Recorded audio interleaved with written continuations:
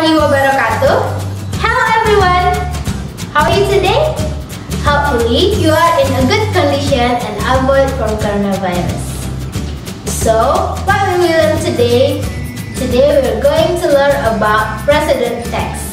Halo semua, apa kabar? Saya harap kalian dalam kondisi yang baik dan terjauh dari virus corona. Oke, apa yang akan kita pelajari hari ini? Kita akan mempelajari mengenai text prosedur. Tentunya kalian pernah melihat atau memperhatikan tayangan yang berisikan text prosedur atau bahkan membaca text prosedur itu sendiri. Tapi apakah kalian menyadari hal itu? Oke, marilah kita bahas mengenai text prosedur. Jadi apa itu text prosedur? So, what is a procedure? Procedure is to describe how something is made, do, use, operate through a sequence of action or step. Next, what the purpose of the text procedure? Apa sih tujuan dari text procedure? Tujuan dari text procedure adalah first, use something atau menggunakan sesuatu. Second, make something atau membuat sesuatu. Yang ketiga yaitu operate something atau mengoperasikan sesuatu. Dan yang terakhir adalah do something atau melakukan sesuatu. Dalam teks prosedur atau sebuah teks manapun tentunya terdapat language feature atau struktur kebahasaan dari sebuah teks. So, what a language feature of procedural text? First, imperative sentence atau bisa kita kenal dengan kalimat perintah. Bentuk dari imperative sentence ini dapat dicontohkan seperti pour, slice, put, scrub, wash, and so on. Yang kedua adalah noun phrase atau frasa nomina, di mana contohnya adalah running water, hot water, large glass, and etc. Yang ketiga yaitu time sequence, di mana time sequence ini adalah urutan waktu atau urutan langkah yang akan kita lakukan dalam text prosedur, di mana ada first, second, third, after, before, last, finally, dan sebagainya. Yang terakhir adalah conjunction atau kata penghubung.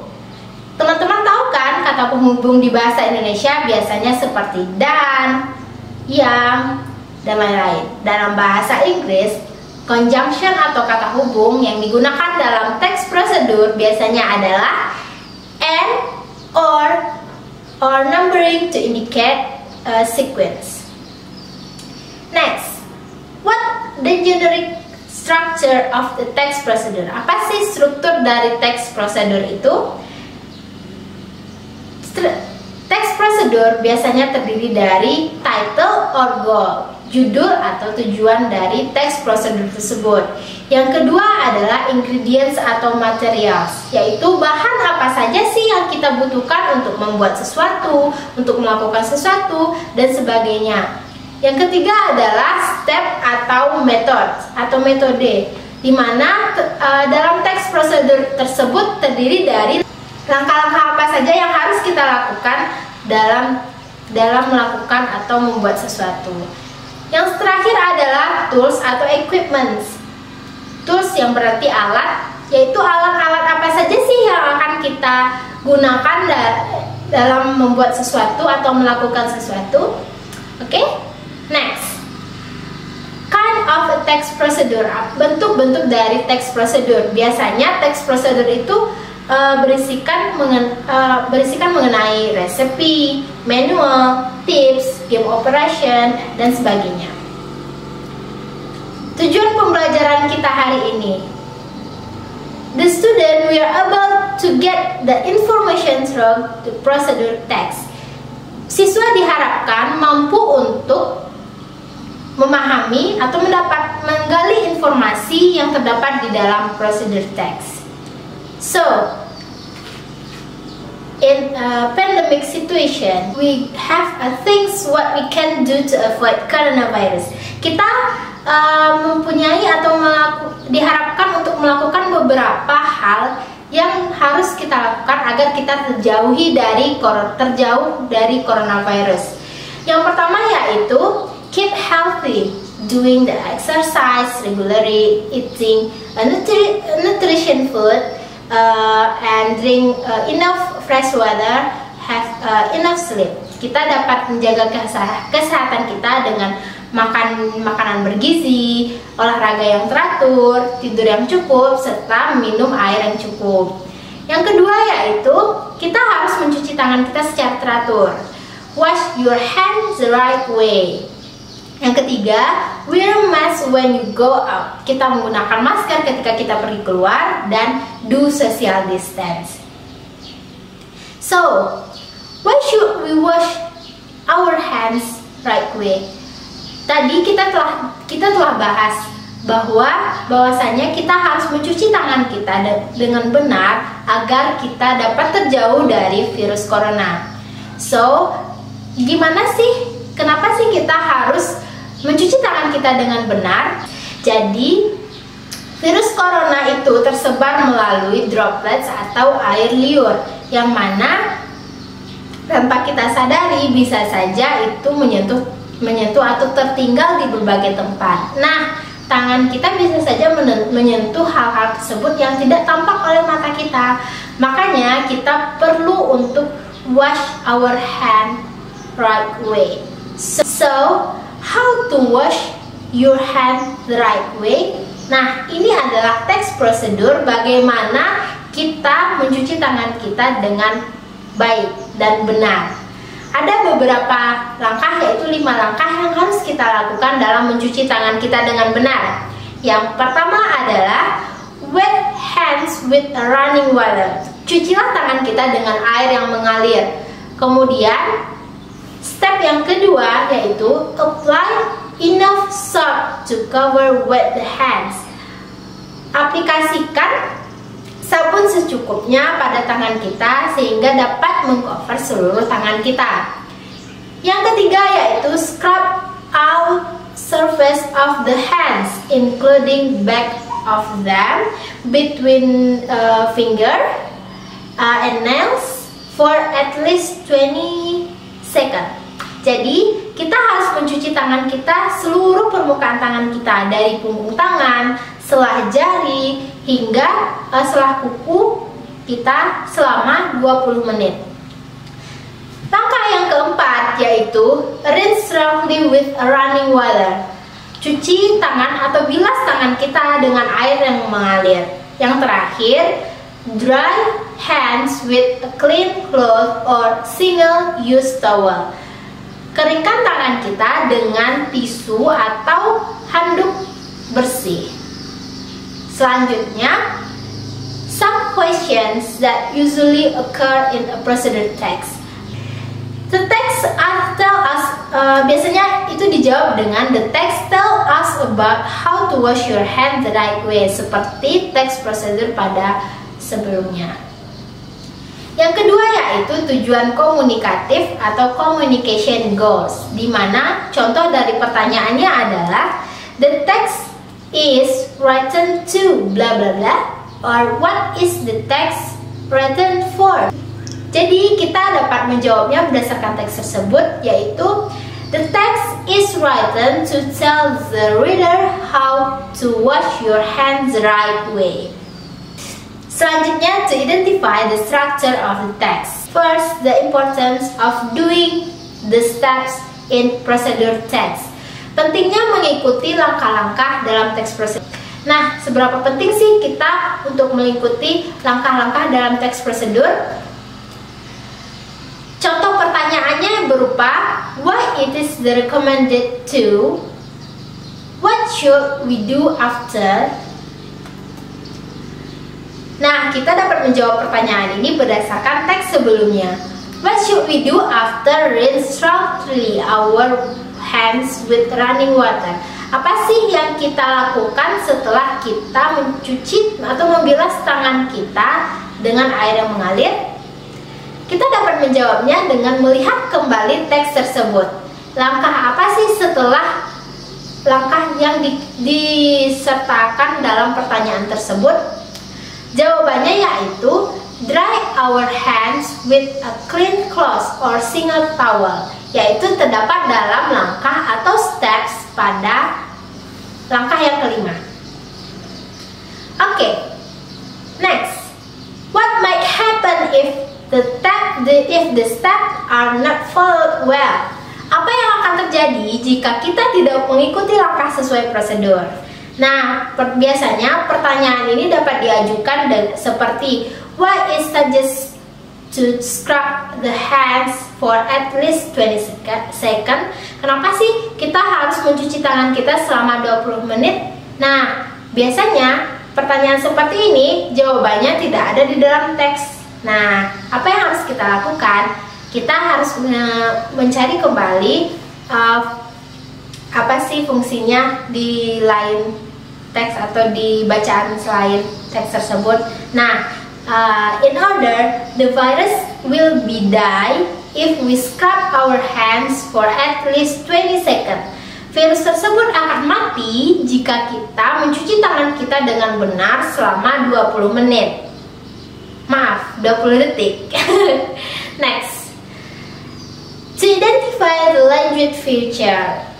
Yang pertama, first, the meaning of the word in the text. Makna kata tertentu dalam teks. Nah, biasanya nih, makna kata tersebut biasanya digarisbawahi atau the underlined word is close in meaning too. Makna kata yang digarisbawahi biasanya mendekati kepada makna kata bla bla bla. Kemudian yang kedua, the underlined word has similar meaning to bla bla bla. Contohnya dalam teks prosedur yang kita bahas tadi, pada kalimat rinse thoroughly with running water, the underlined words, misalnya yang digarisbawahi adalah rinse. The underlined word is the closest meaning to rinse. So what the closest meaning of the rinse? Misalnya ada wash or smooth and so on. So we must choose wash to answer the question.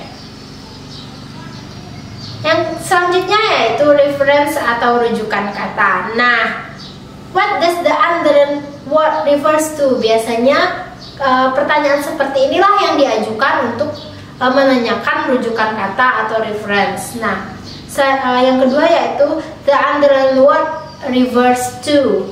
Contohnya yaitu pada teks prosedur sebelumnya, scrub all surface of hands including back of them.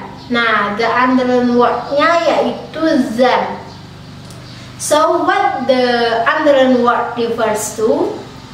That we can answer with hands, karena pada kalimat tersebut menyatakan bahwa gosoklah tangan kita include dengan bagian belakangnya, yaitu tangan kita, bagian belakang tangan kita.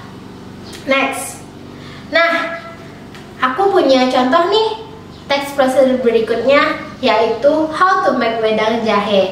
Pada masa pandemi ini, kita tentunya harus meningkatkan imunitas tubuh kita. Nah, seperti yang telah disajikan oleh beberapa artikel kesehatan, nyatanya bahwa jahe dapat meningkatkan imunitas tubuh kita. Nah, wedang jahe tentunya adalah minuman yang nikmat yang dapat meningkatkan imun kita di masa pandemi ini. So, how to make wedang jahe? Kita membutuhkan alat or tools tadi. Yang pertama yaitu pot, knife, stove, cup or glass, dimana kita membutuhkan cangkir, pisau, stove, and pot. Yang kedua, apa sih materials atau bahan yang kita butuhkan dalam membuat wedang jahe ini? Yang pertama yaitu ginger atau jahenya sendiri. Yang kedua sugar, water, and cinnamon atau kayu manis.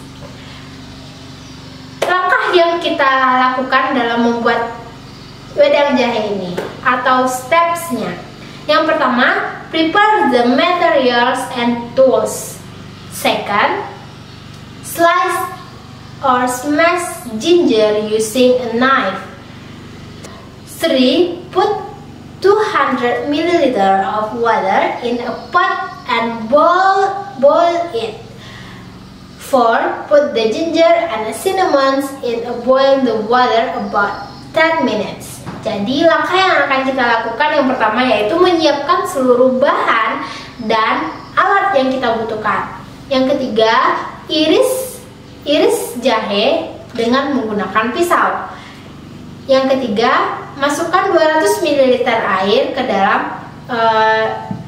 wadah dan rebus mereka. Yang terakhir yaitu masukkan jahe dan kayu manis ke dalam rebusan tersebut selama 10 menit. Rebus mereka semua selama 10 menit. Nah, langkah yang kelima yaitu tunggu white wedding essence of ginger and cinnamon mix. Prepare a glass and put 2 tablespoons of sugar into it. Jadi kita tunggu sampai jahe dan kayu manisnya terebus atau tercampur di dalam rebusan tersebut, dan masukkan 2 sendok makan gula ke dalam wadah atau cup atau cangkir. Yang keenam, pour essence of ginger into a glass and mix them until dissolved. Nah, setelah kita rebus jahe dan cinnamon tadi, maka kita saring dan kita masukkan essence ginger dan cinnamon ke dalam gelas dan aduk merata bersama gula. Yang ketujuh, wedang jahe ready to drink. Wedang jahe siap untuk disajikan. What is the writer intention to write the text? Apa sih yang dilakukan atau yang diminta si penulis dalam teks tersebut, yang disajikan si penulis dalam teks tersebut? A. To describe wedang jahe. B. To tell how to make wedang jahe. C. To explain the equipment used in making wedang jahe. D. To describe the ingredients needed to make wedang jahe. So, what the correct answer? A, B, C, or D? So, we can answer with